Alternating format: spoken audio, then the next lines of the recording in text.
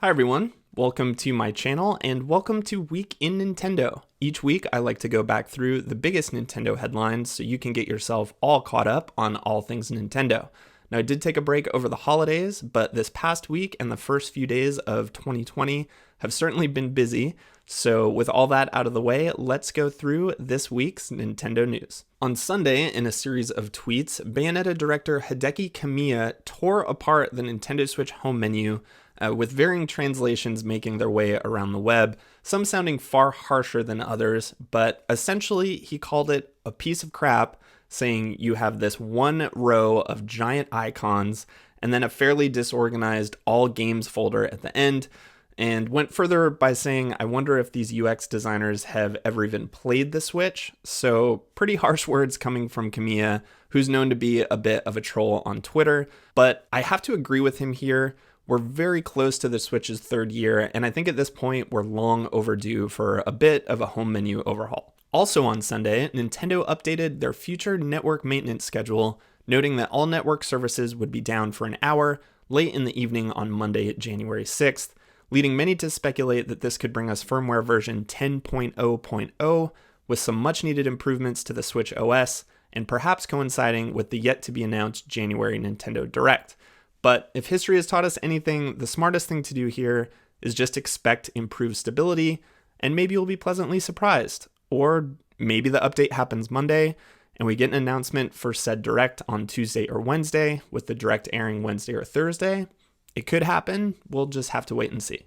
On Monday, we learned that Untitled Goose Game hit a major milestone, selling over 1 million copies, with publisher Panic boss Caleb Sassel tweeting out the news.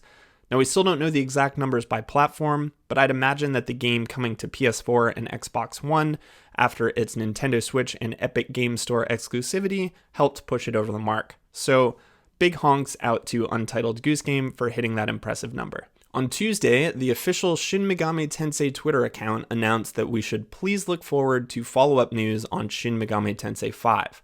Now maybe this could be a nod at a Direct-related announcement, since we're long overdue to learn more about the game. The last time we really saw anything related to 5 was at the January 2017 Switch reveal event, so hopefully at this point Atlus is pretty far along in the development cycle, but we'll just have to wait and see. On New Year's Eve, the official Splatoon Twitter account tweeted out this picture featuring imagery from Splatoon 2's Salmon Run mode. Now at first glance, it looks like a simple Happy New Year image, but if you look at the reflection of the 2020 in the water, you can clearly see that it was slightly altered to spell out SOS. And if you look even closer, you can see that those letters start the phrase, "Save our salmon," which can be read in the waves below the reflection. Now this led many to speculate that we could be seeing an announcement for a new entry in the Splatoon series sometime soon, but seeing as how the team responsible for Splatoon is currently working on getting Animal Crossing New Horizons out the door, I don't think that's likely.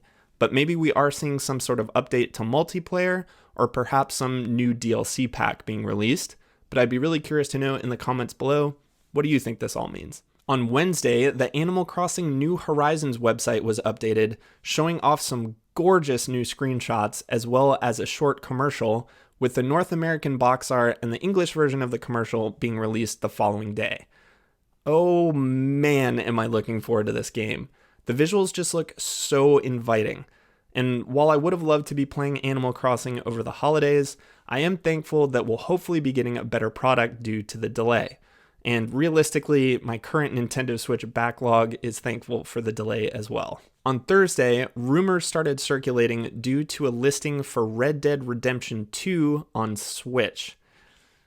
I just can't put that much stock into this. And remember, we've had listings in the past kind of start the rumor mill. I believe Metroid Prime Trilogy HD was listed, and that still has yet to come to fruition.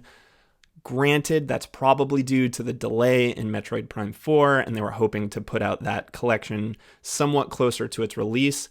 But either way, I know we just got The Witcher 3 on Switch, but I just can't see Red Dead Redemption 2 working.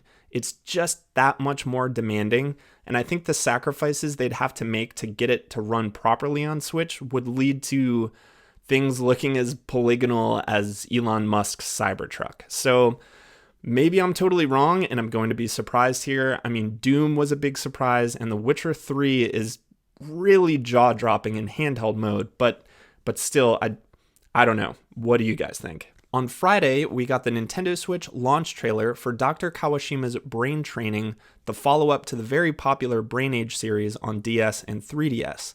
Now, the game is currently only available in the UK, but I can't imagine that localization would take all that long for North America, so hopefully we'll see an announcement for this sometime soon, maybe in an upcoming Direct. All right, that about does it for this week's Nintendo news. Exciting times. I love this pre-Direct hype season, and we're surely getting a Direct in January. Granted, it might not be next week or the following.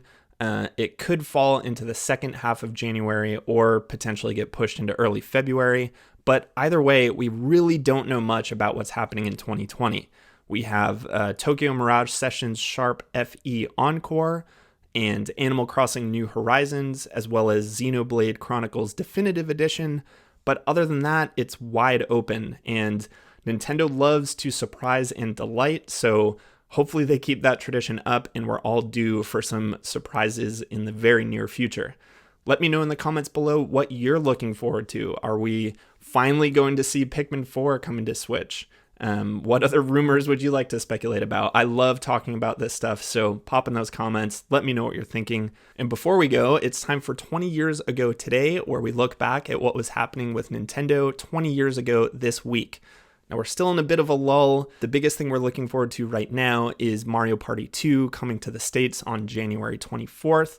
The year 2000 would be a year where Nintendo is really leaning on the Game Boy Color, and then we'd see the last few real notable titles for the Nintendo 64 release. Remember, we're getting the GameCube in 2001, so this is sort of those twilight years of the 64.